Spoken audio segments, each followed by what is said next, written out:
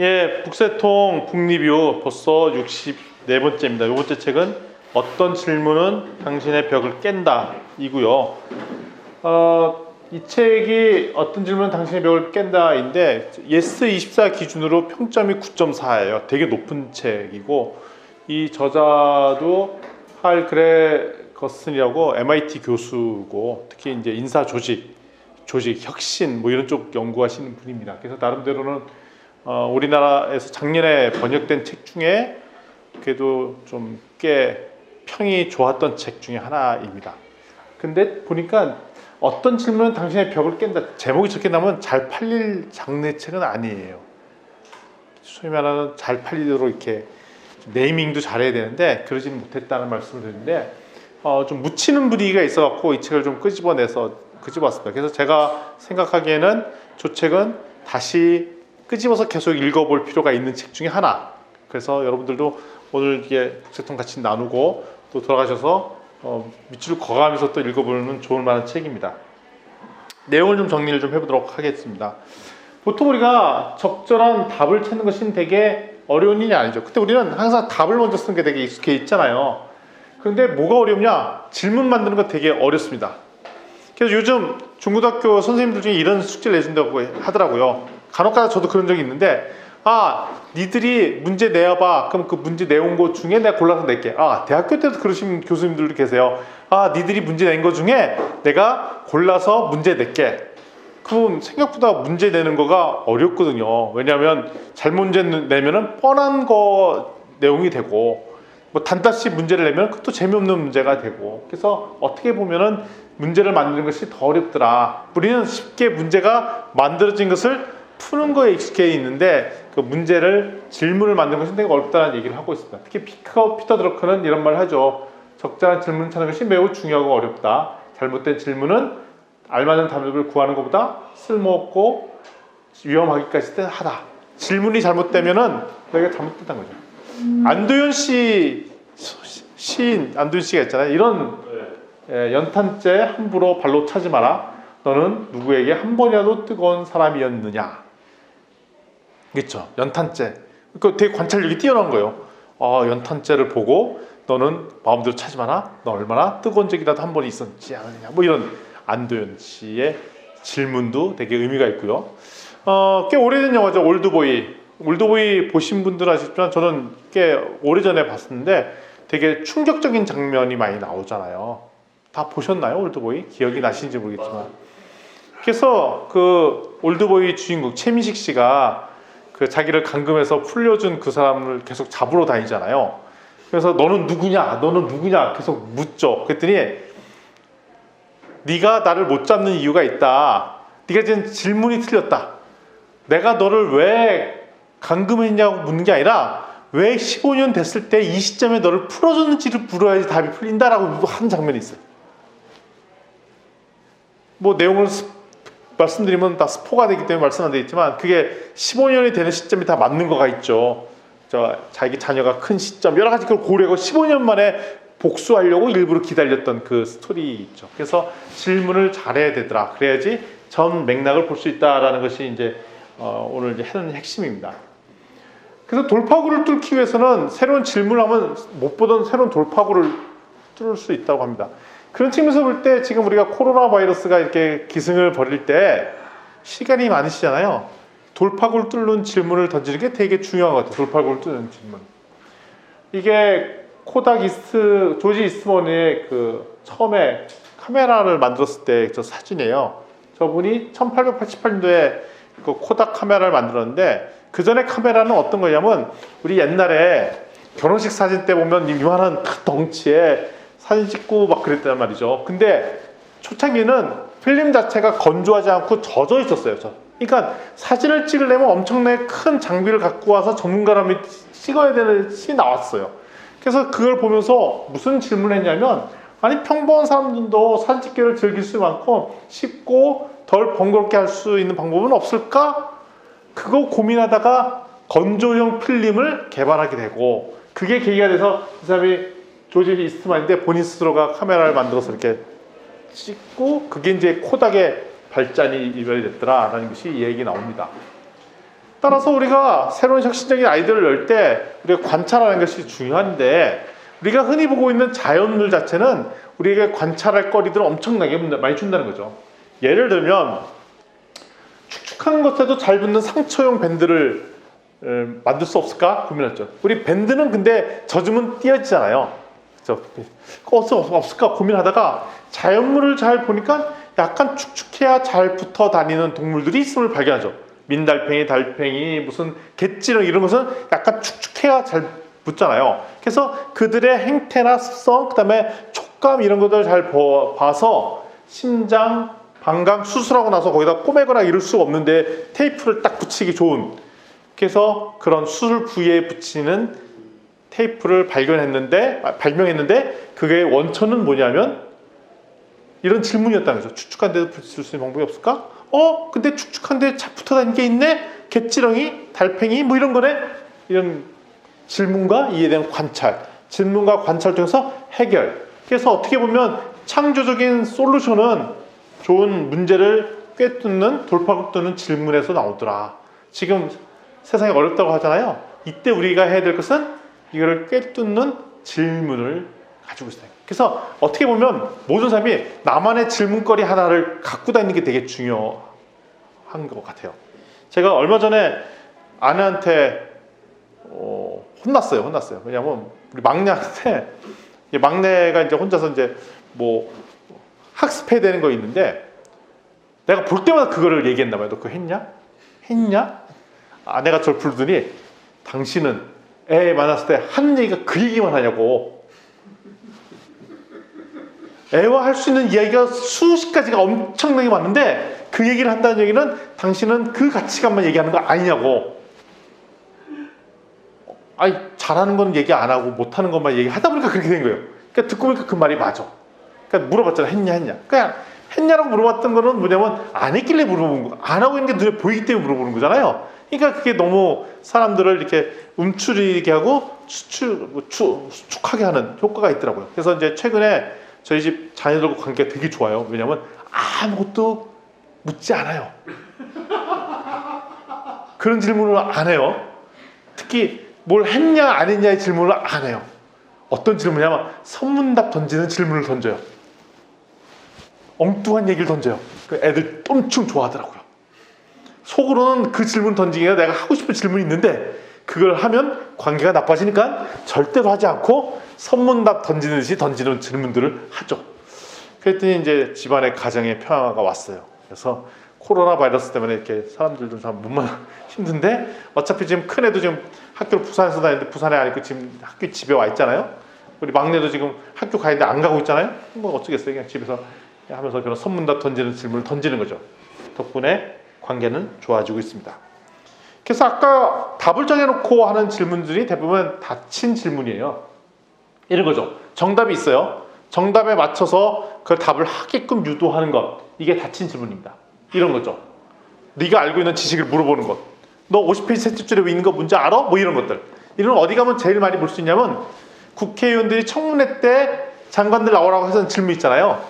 거의 암기 시험 테스트 같은 걸 막 물어봐요. 갑자기 다 보다가 지난번에 몇 월 며칠 날 이런 거 했다는데 그거 기억 어떻게 된 거예요? 아니 나도 업무 담당자이지만 모를 때가 있거든요. 지난번 이런 사건들이 있었는데 이거 정확하게 어떻게 된 거예요? 거의 암기 시험 하듯이 물어보는 질문들이 있습니다. 근데 이거는 닫힌 질문이에요. 하와이 평균 온도 얼마인지 아세요? 모르겠는데 아니 장관이 돼갖고 그것도 물으면 됩니까? 뭐 이런 식의 질문들. 아니 지난번에 그 인원이 어떻게 된 거 알아요? 다 닫힌 질문이란 거죠. 근데 열린 질문이란 건 뭐냐면 답이 한 개 이상 될 수 있는 확산의 질문. 그러니까 단답형도 좋은 질문이 아니고 주관식 답 중에도 이런 거 있어요. 주관식 이 질문 나오면 1, 첫째, 둘째, 셋째 요걸 적어야 돼 라고 세팅된 것도 나쁜 질문이라는 거고, 열린 질문은 어떤 질문이냐면 답이 뭐가 될지 모르는 질문이 열린 질문이라는 것입니다. 사회는 기후변화에 어떻게 대처해야 되는가, 이런 스타일. 이거는 자기가 입장에 따라 다 답이 달라질 수가 있어요. 그러니까 이런 식의 열린 스타일의 질문들을 해야 된다는 것입니다. 따라서 여기에 보면 재미난 도널드 럼스펠트, 저기 부시 대통령 때 국무부 장관이죠. 알려지지 않는 미주 때문에 몰락할 수 있다. 그러니까 이라크가 무기 개발하고 있는데 도대체 뭘 개발했는지 모르겠어요. 그래서 알려지지 않았기 때문에 그게 위험하다라는 얘기로 unknowns라는 얘기를 했는데 택시 업계 같은 경우에는 알려지지 않는 미지수 우버와 같은 그런 차량 공유 서비스 때문에 택시 업계가 전 세계가 휘청했죠.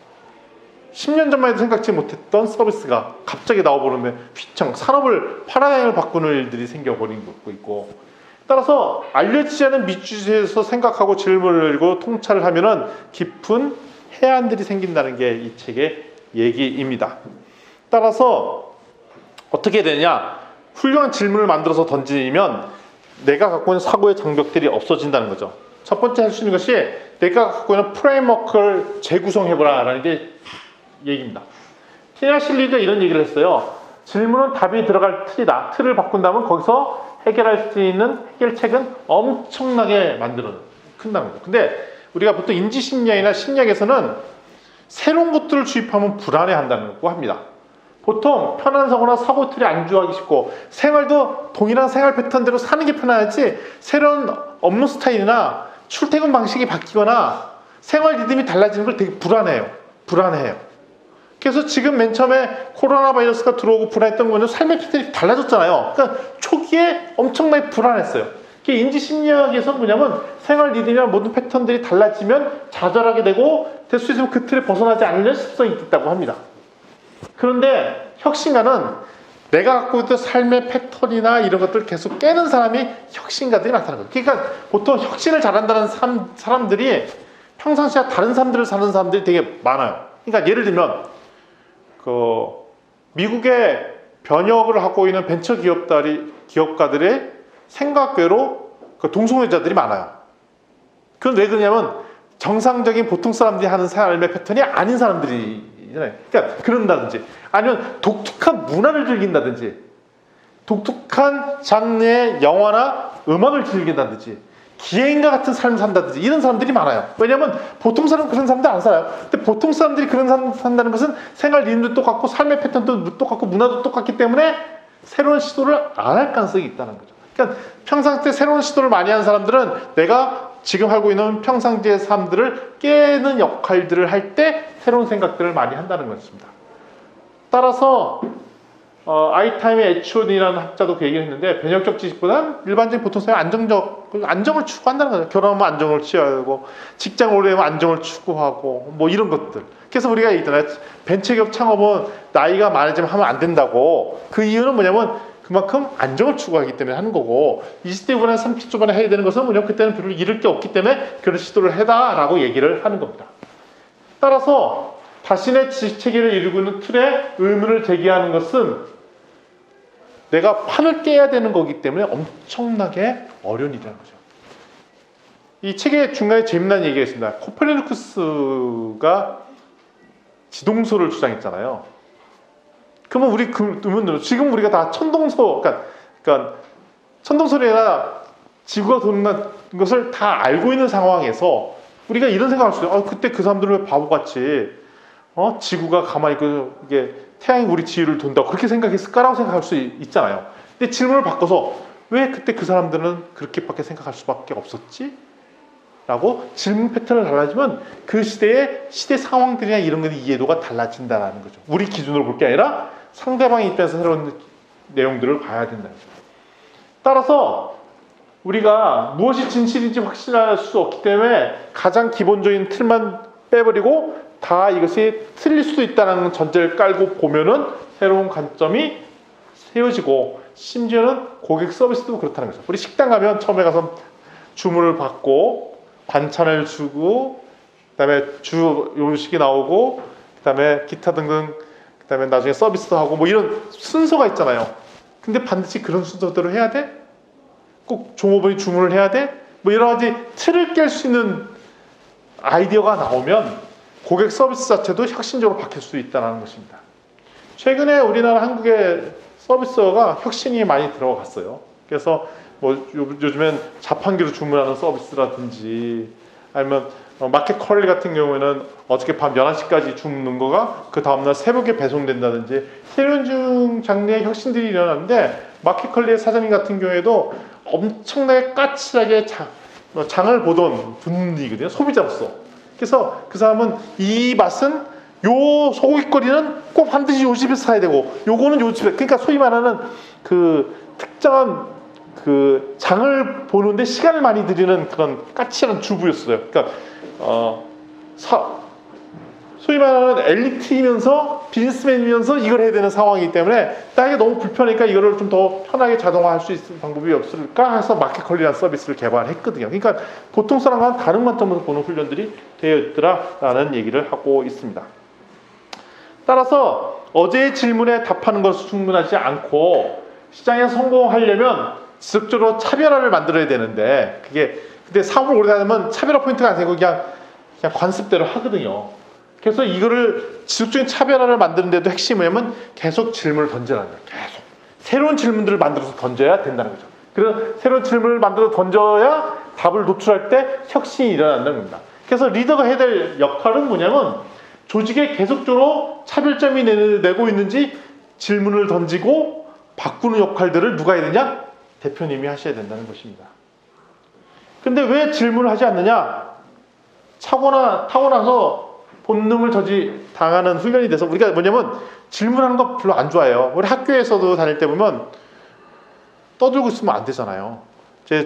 저도 이제 중고등학교 때 처음에 배우는 게 뭐예요? 부동자세, 제식 훈련, 우리 중고등학교 때 교련 훈련, 체육 뭐 그런 거 맨날 받았잖아요. 그리고 조용히 하기, 시키는 대로 하기, 질문을 하면 반항하는 것처럼 느껴지는 그런 분위기에서 컸단 말이죠. 그래서 처음에 꼭 3살, 4살짜리는 엄청나게 질문이 많다가 학교라는 시스템을 다니고 나서 질문이 갑자기 없어져 버려요. 왜냐하면 질문을 하는 거를 어른들이 좋아하지 않는다라고 하면서 어렸을 때는 그렇게 말이 많았던 애들이 말이 없어지고 중학교 되면서 이제 세상을 알게 되면서 체제 수준형이 되고 그 말을 없이 열심히 하는 애가 모범생이고 그를 반항하는 날라리, 이렇게 양분돼 있잖아요.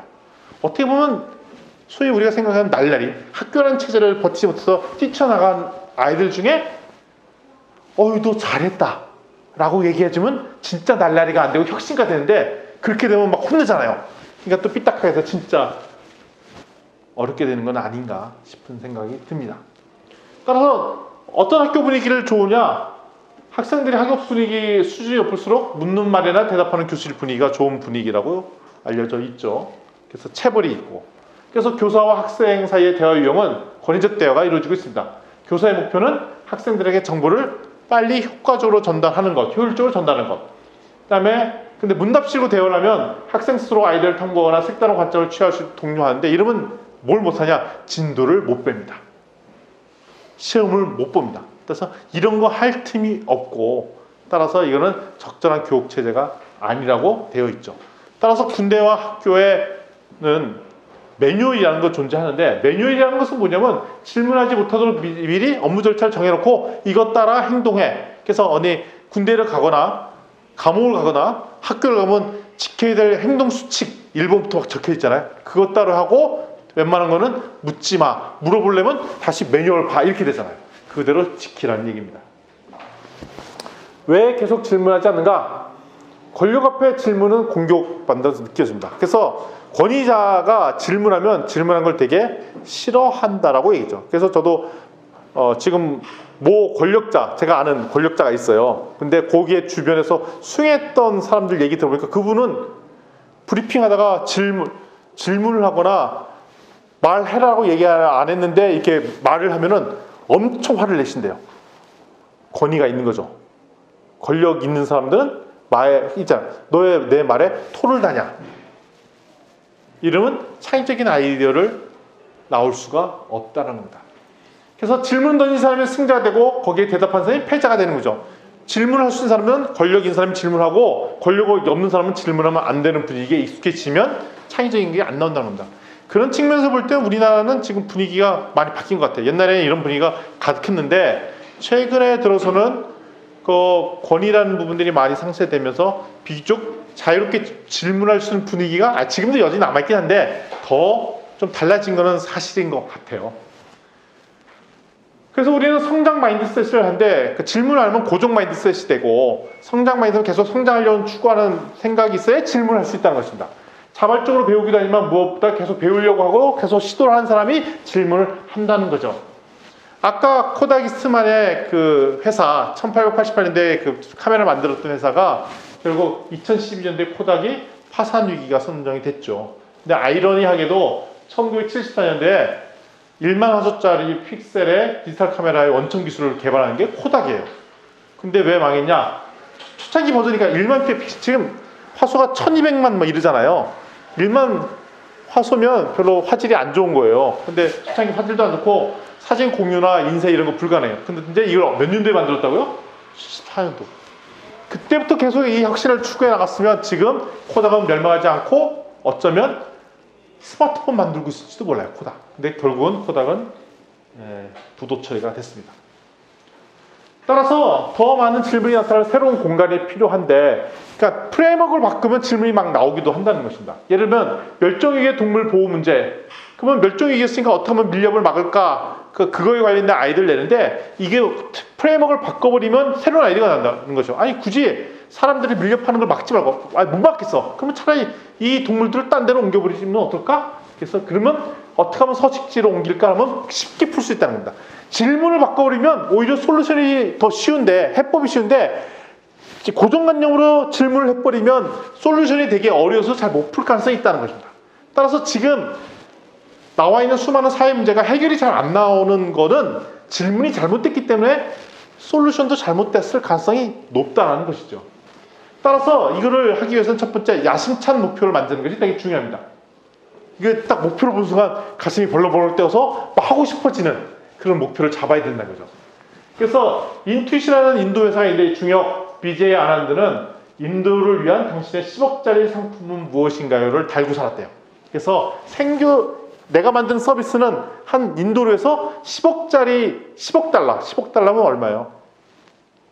100억, 1000억, 1조. 그러니까 요 상품 서비스는 기본적으로 한 1조 매출은 나는 것을 개발하려고 노력을 했다는 거죠. 그걸 달고 샀던 거예요. 1억짜리 매출, 1억짜리 매출, 1조짜리 매출 이렇게 개발했다는 거죠. 그래서 여기서는 무슨 얘기냐면 그랜드 챌린지라고 합니다. 그랜드 챌린지. 아주 엄청난 도전 과제. 그러니까 도전 과제를 계속 만드는 게 중요하다는 거죠. 이 도전 과제는 어떻게 되냐? 가슴이 두근두근거리고 와 저거 성처럼 지금과 완전히 다르게 생각해야 되겠는데 저거 하려면 지금과 같은 패턴으로 하면 안 되겠는데, 그러니까 새로운 일을 시도할 때는 항상 그랜드 챌린지를 만들어 놓고 과감하게 시도하라는 거죠. 그런 것들을 품었으면 좋겠어요. 지금 다 요즘 양 선생님은 조금 시간이 많으시잖아요. 요즘 과감한 도전 과제라고 확 만드는 거예요. 그랜드 챌린지. 바디 프로필 꼭 찍으세요. 과감한 도전 과제 만드는 거예요. 그래서 이거를 하려면 이제 이 책에는 조금 설명해요. 디자인 싱킹과 시스템 싱킹을 섞어서 접근하는 게 좋고, 따라서 해결책을 찾기 위해서 가장 필요한 것은 혁신이 아니라 적절한 질문이다라고 얘기를 하고 있습니다. 그래서 우리 브레인스토밍 하면 아이디어를 막 내는 것을 브레인스토밍이라고 얘기하는데, 여기서는 브레인스토밍을 질문 브레인스토밍이라는 것을 제안을 해요. 그러니까 질문거리를 막 내는 거예요. 그래서 어떻게 하느냐?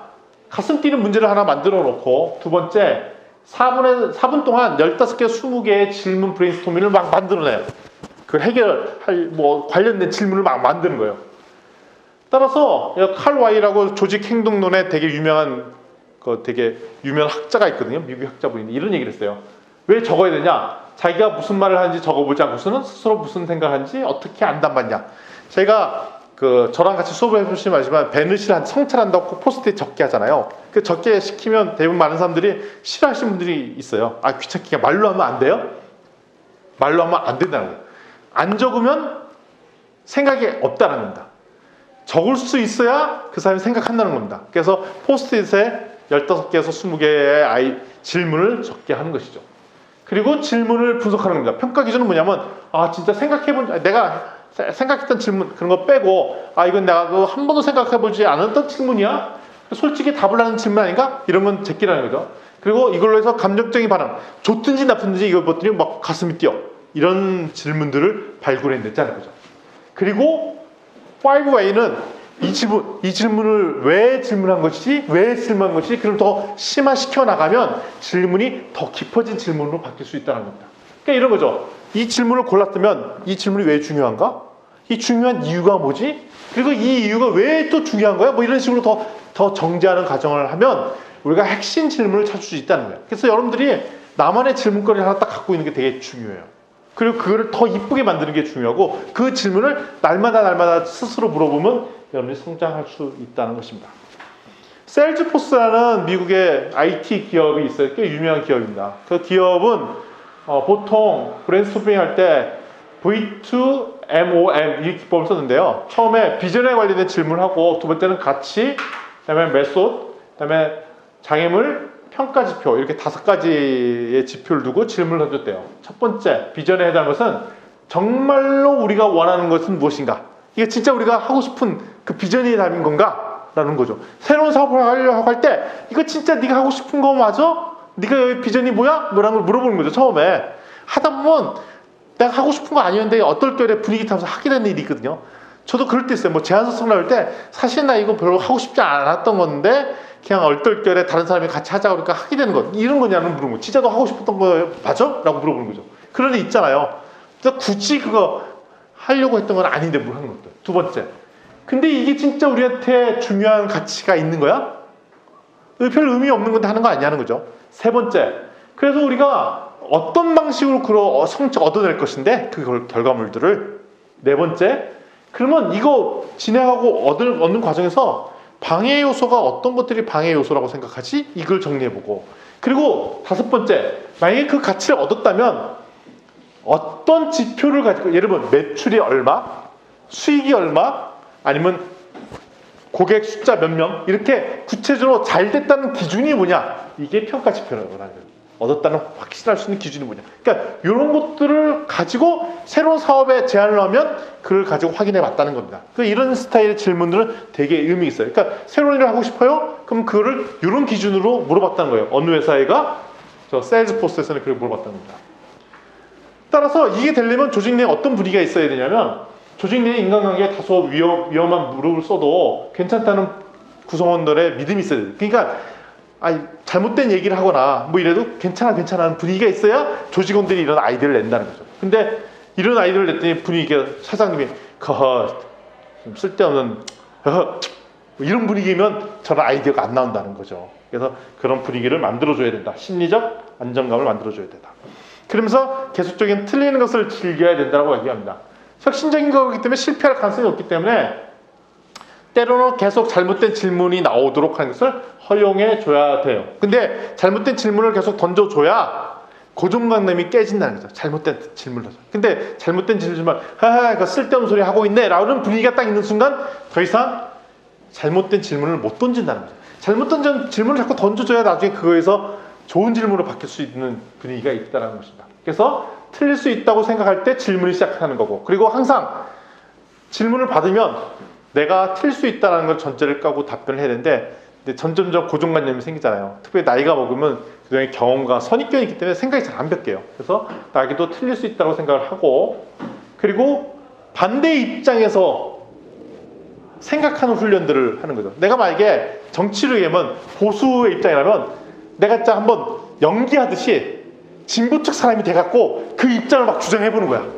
내가 진보 측 사람이에요? 그럼 내가 만날 토론하고 반대했고 막 쌍욕 비슷하게 갔던 그 사람의 입장이 돼서 동일하게 반대파 자기들끼리 롤플레이로 우리 그 정신병 같은 롤플레이 연기할 때 그거 하듯이 해보는 거예요. 그러면 뭐가 생기냐? 갑자기 새로운 아이디어나 새로운 통찰들이 막 생긴다는 거예요. 이런 일들이 생길 수 있네. 새로운 관점들이 있네. 왜냐면 주장하는 양쪽이 다 100% 틀리고 100% 맞고 이런 게 없거든요. 그러니까 새로운 입장을 생각하는 것을 새로운 기회가 생긴다는 것입니다. 우리는 화증평양이라는 말이 있어요. 내가 입장에 따라 내가 보고 싶은 거 먹고 나머지 안 들리고 이런 화증평양이 있는데 이런 것들을 갖지 말아야 된다는 거죠. 그래서 이런 것들을 깨려면 우리가 훈련이 돼 있어야 되는데 평상시에 우리가 불편함을 추구하는 연습하는 게 가장 독특합니다. 그래서 가장 좋은 것 중에 하나가 여행이죠. 현장 가보는 거. 재밌는 사례가 나와요. 뭐냐면 반대 입장자들이 주장하는 그러니까 H과 B측이 있는데 그 우리가 A측 사람들 데리고 B측 사람들이 일하고 가야 돼서 같이 약간 좀 지내면서 그들이 갖고 있는 생각들을 인터뷰했다고 뭐 이런 했더니 생각이 확 달라졌어요. 그래서 문제의 복잡성을 더 이해하고 또 기존의 다른 생각들의 생각이 깊어지기 위해서는 그 현장을 직접적 가보고 경험하고 하는 훈련들을 해보는 게 좋다. 따라서 현장이 중요하다는 얘기는 제가 좋아하는 디자인 시킹과 비슷한 맥락을 갖고 있다고 말씀드릴 수 있습니다. 그리고 때로는 심리적으로 불안한 상태를 만드는 것. 그러면 새로운 자극들이 막 돼요. 그러니까 위기의 상황에 한번 가본다든지, 예를 들면 요즘 같은 데 사재기가 이러는 마트가 있어요. 그런데 한번 가본다든지, 그럼 불안하잖아요. 막 그다음 사야 될 것 같은 그런 상황들 보면서 새로운 아이디어가 나올 수 있다는 것이죠. 그래서 때로는 내가 아주 안정한 상태일 때는, 안정하면 생각할 필요가 없잖아요. 편안한데 약간 불안한 상태로 자기를 던져버릴 때 새로운 아이디어와 새로운 질문들이 나올 수 있다는 겁니다. 따라서 이거 하는 좋은 방법이 첫 번째로 이상한 곳을 향하라는 게 저자의 제안이에요. 창의적인 생각을 하기 위해서 첫 번째, 평상시와 다른 이상한 것을 보고 들어라. 그러니까 내가 좋아하던 장르의 팟캐스트 유튜브가 아니라 내가 평상시 안 듣던 사람의 팟캐스트나 유튜브를 들어보는 거예요.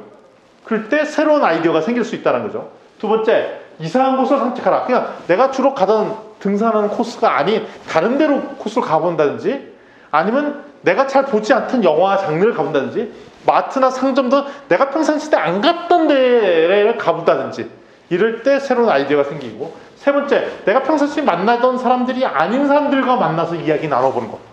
내가 절대 저런 사람들과 만나서 이게 안에 그런 사람들과 만나보는 것. 그럴 때 새로운 아이디어가 생길 가능성이 있다는 거예요. 이런 것들을 즐기라는 얘기 나오고, 그러면서 이 책에서는 이제 적지 않았지만 때로는 해외 여행을 가보기도 하고, 여행할 때 새로운 패턴대로 가보도록 하고, 그런 거 우리 여기 보면 양 선생님 잘 하잖아요. 새로운 형태로 그 도전적인 여행들을 해보고, 그다음에 책을 읽어보고. 그래서 오늘 북새통 오신 거잖아요. 여기 새로운 인사이트를 얻어가고.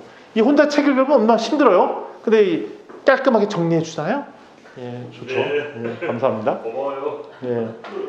바로 통찰을 인도할 때 때로는 우리가 침묵을 좀 지키는 것이 중요한데, 우리 자꾸 금방 답을 하려고 노력한다는 것. 좀 생각하고 기다리고 해야 되는데, 창의적인 사고한 사람들은 항상 질문하는데 이런 질문을 가지고 있는 것이 중요하다는 얘기를 합니다. 창의적인 사고한 사람들은 어떤 질문을 많이 하느냐?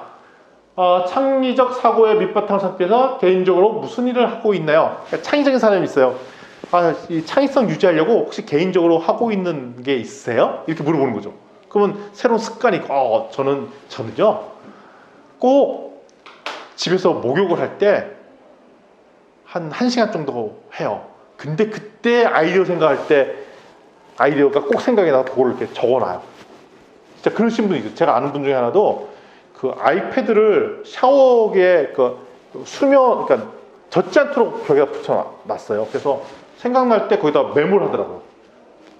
그런 분이 계세요. 전에 그 발표는. 그러니까 독특한 방법들이 있어요. 사람마다. 그게 뭐냐는 거죠. 그리고 보다 통찰적인 질문을 찾기 위해 당신의 업무 환경에서 그런 자극하는 환경을 뭘 만들어 놓은 게 있으세요? 그러면 그 사람들마다 필살기 노하우가 있어요. 제가 그럴 때마다 가는 게 있어요. 저는 뭐 점심 먹고 꼭 서점에 가서 신간서 5개를 뽑아서 한 30분 동안 무슨 내용이 있길래 그런가를 그냥 쑥 훑어보고 그냥 옵니다. 그러다가 간혹가다 목표는 책 한 권에서 한 줄 찾기 뭐 이런 걸 합니다. 그런 분들 제가 봤거든요. 통찰력 있는 한 문장을 그러니까 나 이 목표는 딴 게 아니라 책 한 권에서 한 줄에 통찰력 주는 문장을 발견하는 게 목적이 돼요. 어떻게 보면 스캔하는 거예요. 자세히 한번 쑥 하나 요 책 사야 돼 말아야 돼? 안 사도 돼. 한 줄 발견 끝. 뭐 이렇게 하신다는 거죠. 그러니까 사람마다 다 있어요, 방법이. 그러니까 그런 거를 물어본다는 거죠. 따라서 특별히 타인의 말을 잘 기울이는 경청하는데 나이 먹을수록 경청이 안 돼요. 내가 스스로 말이 많아져 갖고 다른 사람이 나보다 말이 많으면 불편해. 내 말을 할 기회를 가져가잖아요. 불편하죠. 그래서 어쨌든 여러 가지 정보를 계속 흡수하는 데 시간을 투자하고, 그리고 머릿속에 있는 생각들을 계속 정리하는 작업들. 그래서 아이디어부터 내지 말고 문제부터 철저히 이해하는 게 중요하다. 그러니까 보통 우리나라는 딱 자리 모이면 아이디어부터 막 내요. 근데 아이디어 내지 말고 그 문제가 무엇인지 파악하는 작업부터 깊숙하게 하라라는 얘기를 하고 있습니다. 따라서 통찰을 인도하는 것은 침묵인가 말하기인가 침묵인데 수동적 자료를 적극적으로 파악해라 수습해라. 이게 크레이튼 크리스텐슨이라고 그 파괴적 혁신이라는 책을 읽고 최근에 얼마 전에 돌아가셨어요. 암으로 돌아가셨는데 적절한 질문을 낳는 것은 적절한 질문을 하는 파괴적 기회를 누구보다 먼저 발견하면 수동적 자료를 적극적으로 수집해야 된다 했는데 수동적 자료라는 뭐냐면 꼭 필요하지만 말한 거예요. 또 명확하지 않은 구조, 이런 비구조화된 자료. 그러니까 오고 간 대화들. 그러니까 자료라고 딱 세팅되어 있지 않는 내용들의 통찰력이 있을 가능성이 있더라. 그게 수동적 자료라는. 적극적 자료는 내가 그걸 가져다가 활용하기 좋은 자료인데 그냥 누가 한마디 던져놓은 거, 어떤 장면들 이런 것들을 잘 보면 거기에 새로운 통찰력 주는 것들이 있더라는 겁니다. 수동적 자료는 존재감이 크지 않기 때문에 의도적으로 찾아 나서지 않으면 단서를 발견하지 못해요. 그러니까 꼭 뭐냐면 명탐정 코난이나 이런 사람들을 보면은 그 범죄 현장 한번 딱 들어봤더니 하잖아. 그때 누가 지나던 사람이 있었어. 뭐 거기에 벽에 이런 게 있었는데 이거는 뭐야? 뭐 이렇게 진짜 통찰 있게 정보를 보잖아요. 근데 그냥 무식결에 가면 그게 하나도 안 보이잖아요. 이거의 자료는 이겁니다라는 게 적극적 자료고 그냥 현장 가서 안 보이는 게 수동적 자료예요. 근데 그걸 잘 관찰하고 봤더니 꿰었더니 새로운 단서거리를 주는 거에 새로운 통찰력이 있다는 것입니다. 따라서 수동적 자료는 존재감이 크지 않기 때문에 의도적으로 찾아나서 단서를 모아야 되는데 그래서 시장 조사를 할 때 현장에 가서 관찰을 하거나 이래야 될 필요성이 있다는 거죠. 현장 가본다든지 인터뷰에 계속 본다든지 이런 필요가 있다는 것이죠. 따라서 피커 드러커가 이런 얘기를 했어요. 혁신적인 기회는 폭풍과 함께 오는 것이 아니라 산들바람과 같이 찾아온다. 이게 뭐냐면 잘 관찰해야 보이지 폭풍은 누가 봐도 폭풍 보고 다 알잖아요. 그러니까 기회가 그렇게 오는 것이 아니라 아무도 기회가 아니라고 생각하는 그거를 잘 관찰한 데서 빈틈같이 찾아낸 거기서 나온다는 거죠.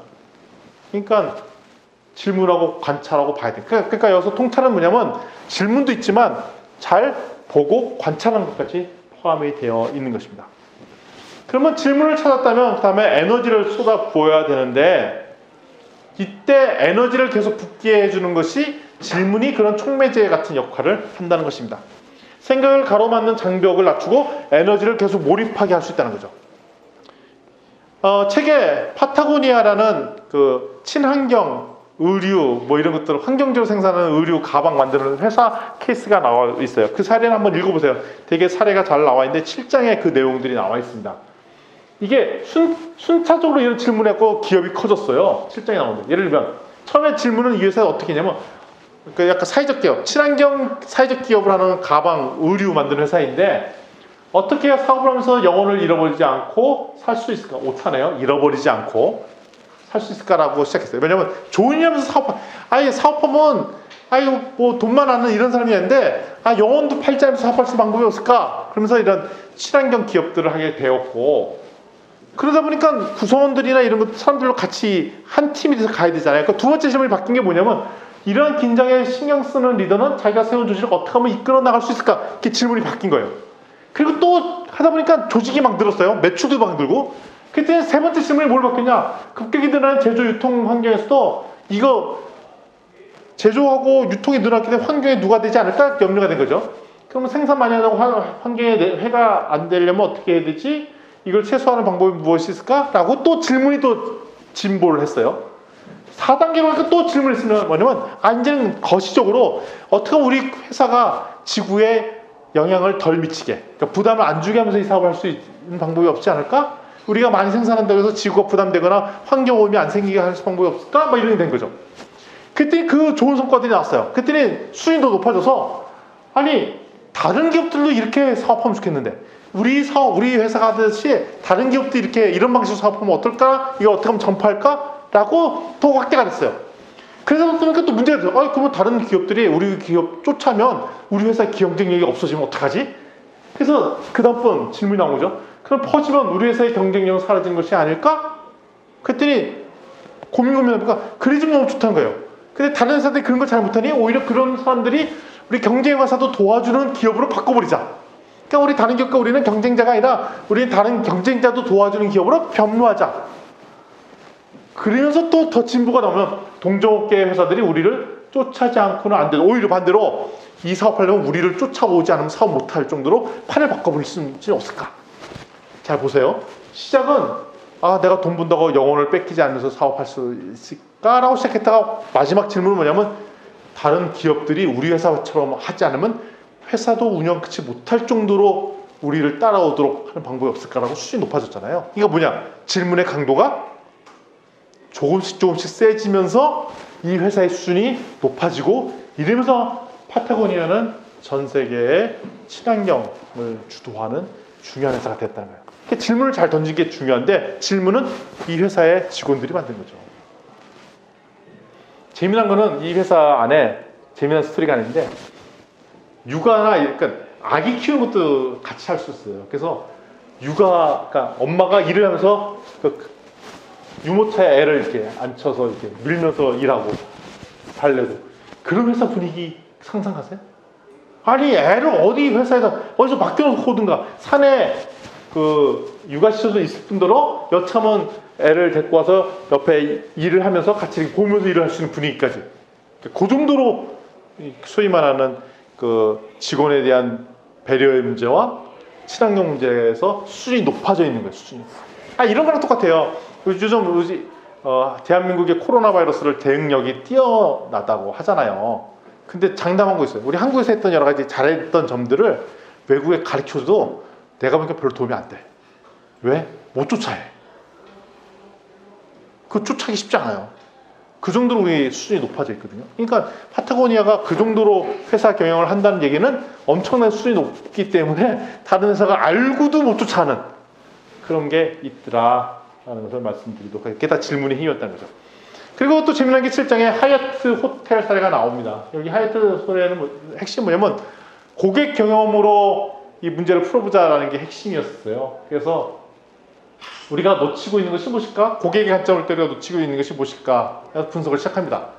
그 고객 투숙객을 보니까 37% 되는 사람들이 여성 비즈니스맨, 여성들이라는 걸 알게 됐어요. 그래서 그분들을 데리고 인터뷰를 해보니까 호텔이라는 곳이 남성 중심이라는 것을 알게 됐대요. 예를 들면 여성 투숙객이 호텔 가서 이용할 때 불편한 거예요. 남의 눈초리도 신경 쓰고 막 이런다는 거죠. 근데 만약에 그러면 더 어떤 불편이 있냐면, 나는 혼자 비즈니스맨에게 호텔에 왔는데 다른 호텔 투숙객과 비즈니스 미팅 하려고 이렇게 만나려면 사회적 시선도 또 신경 써야 되는 분들이 있다는 거죠.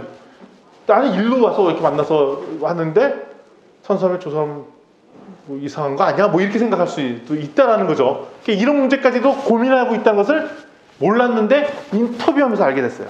그래서 이런 문제를 어떻게 해결할까? 그래서 이스케이프 바를 운영해야 되고 뭐 이런 것들을 아이디어가 나왔어요. 근데 이스케이프를 만들려면 뭐 돈이 엄청나게 들고 오니까 그렇게 안 하고 파일럿 프로젝트처럼 있는 그 창고에 있던 장비를 가지고 그다음 후닥후닥 뭐 프로타이핑처럼 후닥닥 만들어서 테스트해보고, 테스트해서 피드백 받고 해갖고 소위 말하는 고객 관점의 서비스로 확 변모했더라. 질문을 계속 던진 거죠. 질문.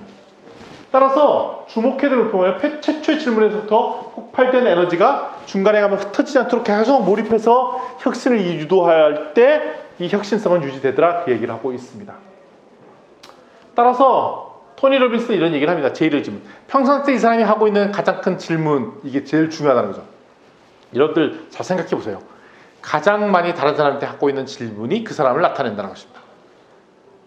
궁금하네. 제가 좀 이따 물어볼게요. 평상시 때 뭐 가장 많이 질문합니까? 제가 아까 그랬잖아요. 제 큰 막내한테 너 이거 공부했냐 물어본다고 했잖아요. 나 몰랐다고 했잖아요. 아마 여러분들도 평상시 때 가장 많이 하는 질문이 있을 거예요. 그 질문이 그 사람의 정체성이라는 거죠. 그러니까 어떻게 보면 살면서 던지는 질문이 가장 중요하다는 겁니다. 형편없는 질문을 물으면 형편없는 답을 얻게 되는데, 형편없는 질문인지 아닌지 어떻게 아냐? 질문 던데 그 사람이 답변 온 게 시원찮은 답변이 왔어. 그럼 뭐가 잘못된 거다? 질문이 잘못된 거다. 질문이 잘못 됐으니까 답변이 온 거죠. 몰라요? 그럼 왜 물어봐? 아까 그 얘기 했잖아요, 우리. 그 질문이 잘못된 거죠. 왜 질문을 그렇게 그따구로 던졌냐는 겁니다. 자, 그래서 우리는 다음 세대를 혁신가로 키우려면 질문을 잘해야 되는데, 자녀한테도 그래야 되고, 그 회사의 CEO나 리더라면 후임자들한테도 질문하는 사람들을 키워야 되는 거예요. 가정에서도 자녀가 질문하는 사람대로 키우고, 회사라면 후임자들이 계속 질문하는 혁신가로 만들어야 된다는 거죠. 그래서 모든 학생은 스스로 질문 만드는 법을 배워야 하고, 모든 교사는 질문하는 법을 가르쳐야 된다. 제가 이제 2학기 때 다시 복직을 하는데, 그때는 질문하는 법을 가르치도록 하겠습니다. 태양의 서커스 유명한 사례죠. 보통은 서커스단이 잘 되려고 하면 이런 질문을 하죠. 이보다 더 훌륭한 서커스를 만들려면 어떻게 해야 할까? 이런 스타일의 질문을 던지는데, 여기는 다른 질문을 했다는 거죠. 사회생활이 어려워질 수도 있는 사람들이라 서커스는 어떤 일을 할 수 있을까? 사회생활이 어려워질 수도 있는 사람들을 위해 서커스는 어떤 일을 할 수도 있을까? 이랬더니 서비스 내용이 달라졌다는 거예요. 저 질문에 답을 하려고. 따라서 혁신가는, 관리자는 후임으로 계속 이런 질문을 던지는 자를 키워야 이 회사가 롱런할 수 있다라는 말씀을 합니다. 근데 왜 이런 큰 질문을 하지 않는가? 위대한 질문자는 질문을 통해서 넓은 시야를 갖고 구성할 능력과 배짱을 기르는 것. 그러니까 큰 질문을 던질 수 있는 배짱을 키우는 게 되게 중요하다는 거죠. 그러니까 위대한 인물은 전 세계를 구할 듯한 느낌으로 판을 짠다는 얘기를 합니다. 위대한 혁신가는. 그래서 세상의 문제의 기회가 커질수록 더 큰 통찰이 필요하고, 왜냐하면 작은 지역의 문제를 풀려면 작은 통찰이 필요한데, 우리나라의 문제를 풀려면 좀 더 큰 통찰이 필요하고, 전 세계의 문제를 풀려면 더 큰 통찰이 필요하다는 것이죠. 앨런 머스크가 전기자동차 만드는 회사잖아요. 근데 앨런 머스크가 던지는 질문은 뭐냐면, 이 지구가 멸망한다는 거예요. 그래서 우리는 화성으로 이사를 가야 되는데, 좀 미친 사람이죠. 화성 이사 가기 전까지 이 지구의 오염을 막을 필요가 있으니, 그렇기 때문에 우리가 전기자동차를 이용해야 된다는 거예요. 그러니까 이 사람은 뭐냐면, 우리 지구의 사람들이 화성으로 이사 가기 준비 단계로 만드는 차가 전기자동차고, 그래서 이 사람은 전기자동차 계속 만들면서 뭐 하냐면, 인공위성 막 실험도 하고, 진공 상태에서 미국을 횡단할 수 있는 그런 운송 시스템 막 개발하려고 하고, 그런데 돈을 엄청나게 써요. 그러니까 스케일이 엄청나게 큰 거죠. 앨런 머스크라는 사람들. 그래서 이 사람이 어떤 얘기를 하느냐, 문제 자체를 엄청나게 큰 문제를 목표로 잡는다는 거예요. 지구의 문제. 기업가가 지구의 문제를 염려해. 이 정도 스케일 정도 된다는 거예요. 그리고 이거를 진지하게 이걸 어떻게 하면 하겠어 질문을 던진 다음에, 액션은 실행 가능한 범위를 확 좁혀서 액션을 한다는 거예요. 그러니까 목표는 엄청난 지구의 문제를 해결할 것처럼 보이고, 액션 문제는 그걸 아주 실행 가능한 정의의 범위를 확 좁혀서 실행을 하고, 근데 이걸 본인이 다 못하니까 이것을 진짜 할 수 있는 사람들을 붙여서 실행해버리는, 그러니까 실행 능력이 엄청나게 뛰어난 거예요, 앨런 머스크는. 그러니까 지금 혁신가로 삶을 살고 있죠.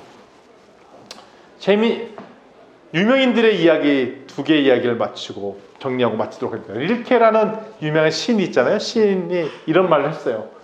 무엇이든지 살아가는 일이 중요하다. 지금은 질문으로 살아가라. 그러다 보면 언젠가 먼 훗날에는 조금씩 스스로도 알아차리지 못하는 새로운 답에 가까이 살아가고 있을 것이다. 멋있죠? 날마다 질문해서 살아라. 그럼 나도 모르는 새 그 질문한 삶을 살고 있을 것이다. 릴케의 이런 시가 있더라고요. 스티브 잡스는 이런 얘기를 했어요. 만일 오늘이 내 인생의 마지막 날이라고 해도 오늘 하려고 했던 일은 할 것인가? 이 얘기를 했다는 거죠. 결국 스티브 잡스는 사망을 했지만, 사망하는 때까지도 계속 혁신을 멈추지 않았던 삶을 살았다, 이런 얘기를 하고 있습니다. 오늘 책 어떤 질문 당신의 벽을 깬다, 이 책은 제가 보기에는 한번 읽고 끝내는 것이 아니라 틈틈이 꼼꼼히 읽어보고, 거기 보면 좋은 문구들이 있어요. 좋은 방법은 내용을 전체를 이해하시 잘 못하셔도 되니까 좋은 문구를 적어보고 생각해보고, 이거에 대해서 다시 한번 깊이 성찰하는 이런 시간들을 가지면 여러분들이 놀라운 성장이 있을 것이라고 봅니다. 수고하셨습니다.